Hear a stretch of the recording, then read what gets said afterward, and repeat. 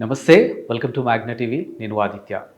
అభిమాన సంఘాలు దీని గురించి మాట్లాడుకునే ముందు ఎన్టీఆర్ గారి దగ్గర నుంచి ఏఎన్ఆర్ గారి దగ్గర వరకు చూసుకుంటే కూడా అంటే వాళ్ళిద్దరి మధ్య ఉన్నటువంటి అభిమాన సంఘాలు ఏ విధంగా ఉన్నాయి ఎట్ రైట్ నో ఇప్పుడు 2025లో అంటే ది బెస్ట్ ఎగ్జాంపుల్ చూసుకున్నట్టయితే Allu family versus mega family మధ్య ఉన్నటువంటి వాళ్ళ ఫ్యామిలీ మధ్య కాదు వాళ్ళ ఫ్యామిలీకి సంబంధించినటువంటి వీళ్ళ ఫ్యాన్స్ మధ్య ఉన్నటువంటి ఆ వ్యత్యాసం ఇవన్నీ చూస్తూనే ఉన్నాం కదా.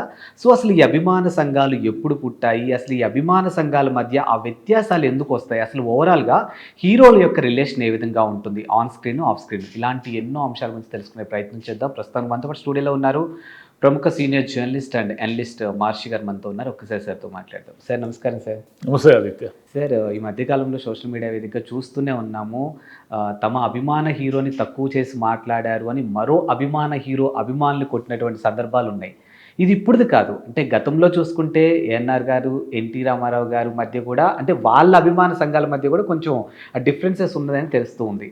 అసలు అంటే దీన్ని ఎలా చూడొచ్చు, అసలు ఎప్పుడు దీనికి నాంది పలికారు అసలు? అంటే ఏంటంటే సినిమా పుట్టినప్పుడే సినిమా నటుల మీద అభిమానం కూడా పుట్టింది. సినిమా అనేది కొత్తది కదా, సినిమా అనేది అంత మునుపు లేదు. మనకు 40s 50s నుంచి ఎవల్యూషన్ పరిణామక్రమం జరిగింది. ఈ పరిణామక్రమంలో ఏమిటంటే సినిమా నటులు ఎక్కడైనా కనిపిస్తే వాళ్ళని ఎగబడి చూడడము అనేది అప్పటి నుంచే ఉంది. అంటే అప్పుడు ఏమిటంటే స్టార్డం లేదు. నాగయ్య గారు, నారాయణరావు గారు ఇలా చాలామంది నటులు ఉండేవాళ్ళు, కానీ 50s బిఫోరు వాళ్ళకి ఎన్టీఆర్ ఏఎన్ఆర్ లాంటి స్టార్డం లేదు. ఓకే, వీళ్ళకు మాస్ హీరోలు లాంటి వాళ్ళు ఒక రకంగా చెప్పాలంటే. అంత మునుపు అభిమానం అంటే ఏదో వాళ్ళు వస్తే ఎగబడి చూడడము లేదా వాళ్ళ సినిమాని మొదటి రోజు చూడడము ఆ మేరకే. కానీ ఎన్టీఆర్ గారి తర్వాత ఏమైందంటే ఆ అభిమానం అనేది ఒక క్రమక్రమంగా రకరకాల రూపాల్లో స్టార్ట్ అయ్యింది. ఎన్టీఆర్ ఏఎన్ఆర్ పెద్ద హీరోలు అప్పుడు సినిమా ఫీల్డ్లో, నేను చెప్పేది 50s 60s నాటికి. ఇంకా మిగతా హీరోలు కాంతారావు గారు వాళ్ళు ఉన్నప్పటికీ వాళ్ళు ఎప్పుడు ఈ మాస్ హీరోల దీంట్లోకి రాలేదు. కాంతారావు గారు రకరకాల వేషాలు వేసేవాళ్ళు. ఆయన హీరో అనేదే కాదు, ఏ వేషం, నారదుడు వేషం వేసాడు, రకరకాల యువరాజు, ఇలా ఎన్టీఆర్కి సపోర్టింగ్ రోల్లో వేసాడు, చాలా వేశాడు. కానీ ఎన్టీఆర్ ఏఎన్ఆర్ మధ్య ఏమిటంటే వాళ్ళ మధ్య ఏమీ గొడవలు ఉన్నాయో లేదో మనకు తెలియదు, కానీ ఉన్నట్టు కూడా వాళ్ళు ఎప్పుడూ లేరు. కానీ నిరంతరము ఈ అభిమానుల మధ్య ఒక సంఘర్షణ అనేది ఒకటి నడుస్తూ ఉండేది. అంటే ఎన్టీఆర్ సినిమా రిలీజ్ అయితే వీళ్ళంతా ఎన్టీఆర్ సినిమా వాళ్ళంతా అడావుడి చేస్తారు, ఏఎన్ఆర్ సినిమా రిలీజ్ అయితే ఏఎన్ఆర్ సినిమా వాళ్ళు అడావుడి చేస్తారు. ఇద్దరు నటించిన సినిమాలు వస్తాయి ఒకసారి, అది తక్కువే ఉన్నాయి. అవి వచ్చినప్పుడు ఇద్దరు కలుస్తారనమాట. ఇద్దరు కలిసినప్పుడు మా హీరో అది చేశాడు, మీ హీరో ఇది చేశాడు అని గొడవలు, గోలలు, కొట్లాటలు ఇవన్నీ క్వైట్ కామన్. ఈ అభిమానం అనేది ఎలా పరిణామం చెందిందంటే 1970 నాటి నుంచి మనం తీసుకుంటే వీళ్ళు కూడా హీరోలు కూడా ఏమిటంటే అభిమాన సంఘాలు, అభిమానుల్ని మనం గుర్తించాలి, వాళ్ళ అండగా మనకు ఉంటేనే మన స్టార్డమ్ ఉంటుంది అనేది కనిపెట్టారు.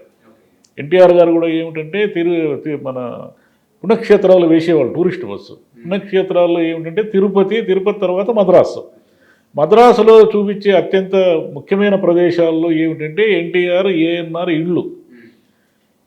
ఎన్టీఆర్ ఇంటికి మొత్తం బస్సులన్నీ నిలబడి అక్కడంతా యాత్రికులంతా గుండ్లు గుడించుకొని ఎన్టీఆర్ కోసం ఎదురు చూసేవాళ్ళు.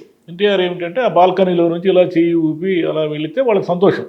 అట్లా నాగేశ్వరరావు గారు అయినా ఇలా అభిమానుల్ని వీళ్ళు కూడా ప్రొటెక్ట్ చేసుకుంటూ వచ్చారు.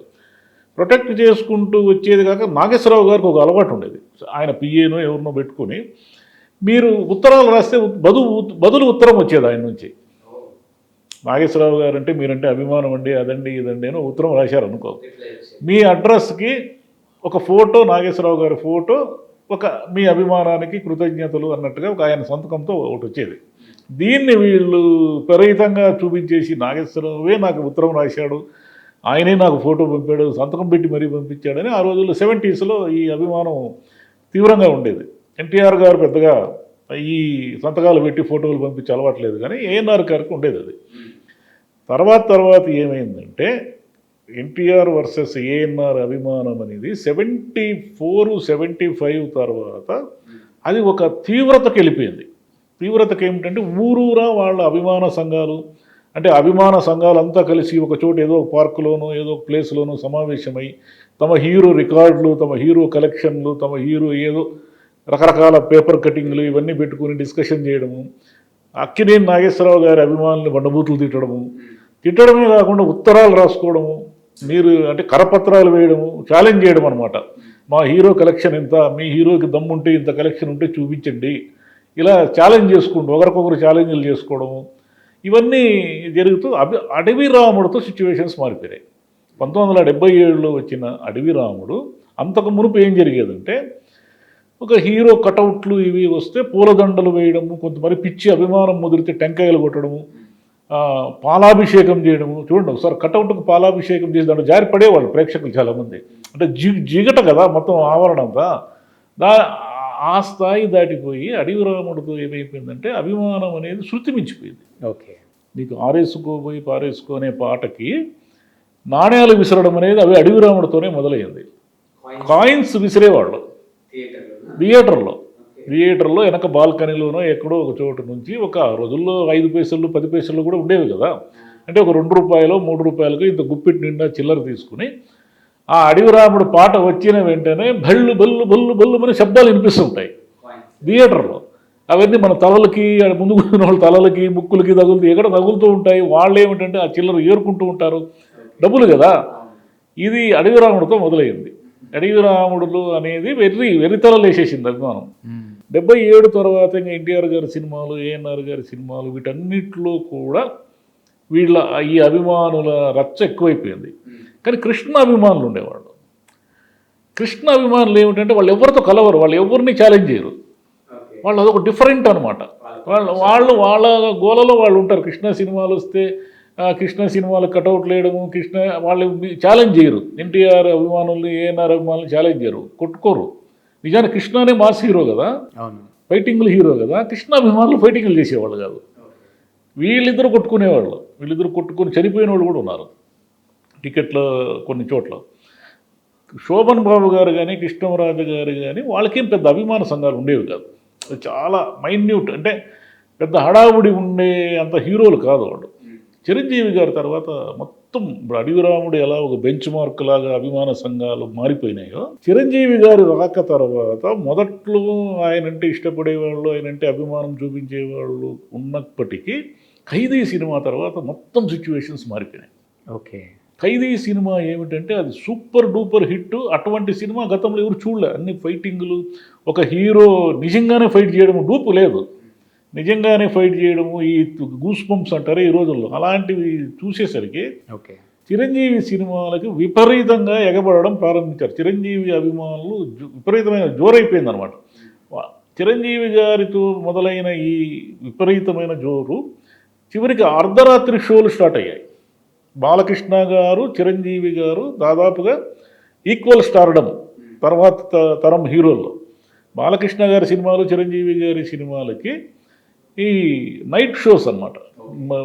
సమరసింహారెడ్డి ఇవన్నీ వచ్చాయి. అవన్నీ కూడా ఏమిటంటే ప్రీమియర్లు, అంటే ఇప్పట్లాగా 2000, 3000 రేట్లు లేవు, కానీ 2000, 3000 బెనిఫిట్ షోల రేట్లు మళ్ళీ వచ్చాయి. కొంచెం టైం పట్టింది అవి రావడానికి. మొదట్లో ఏమిటంటే అర్ధరాత్రి 12 తర్వాత 1 గంటకి స్టార్ట్ అయిపోతాయి సినిమాలు.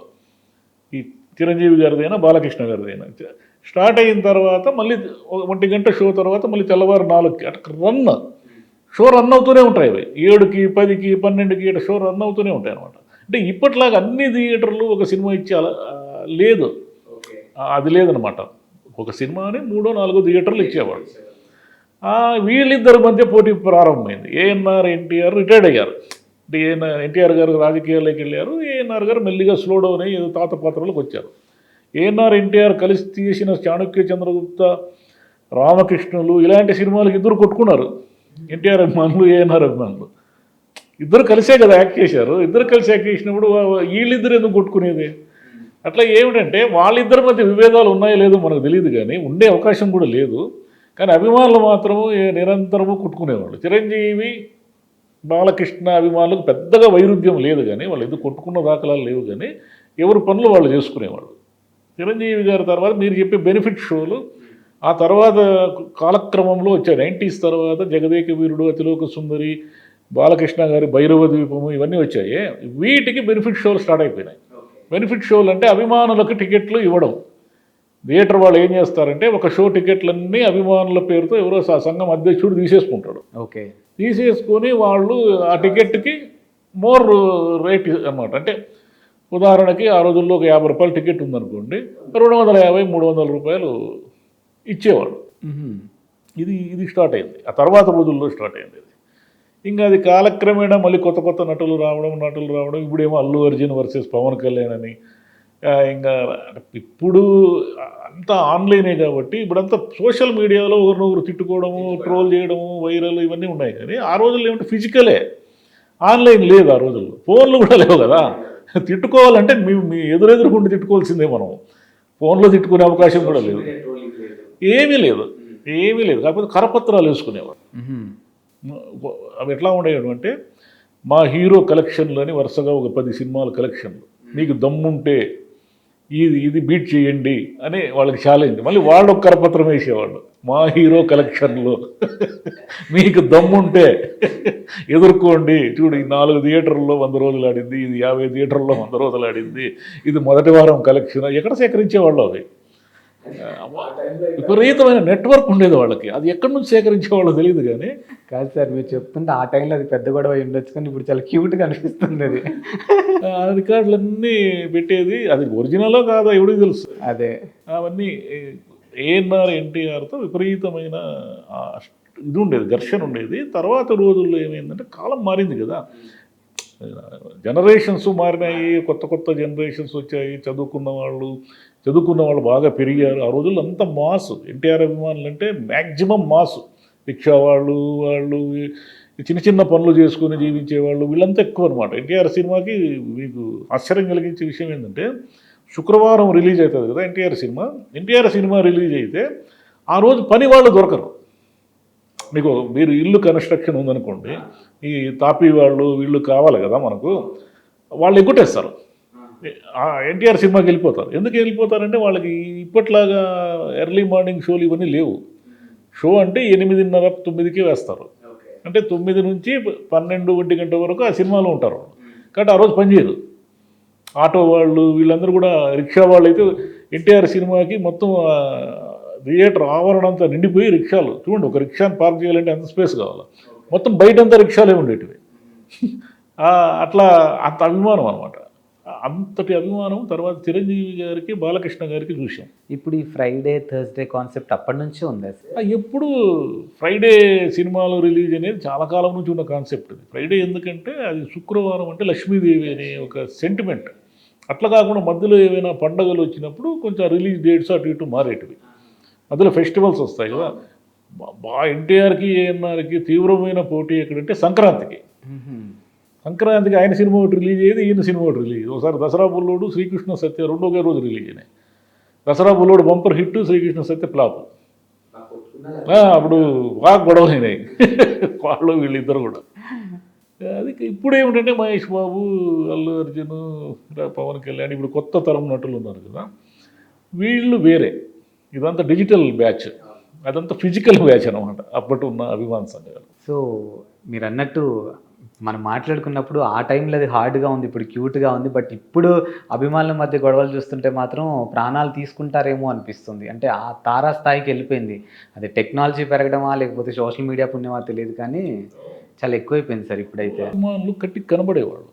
ఈ ఊరిలో వీడు ఫలానా వాడు ఎన్టీఆర్ అభిమాన సంఘ అధ్యక్షుడు, వీడు కృష్ణా సంఘం అధ్యక్షుడు అని కనిపించేవాళ్ళు వాళ్ళంతా.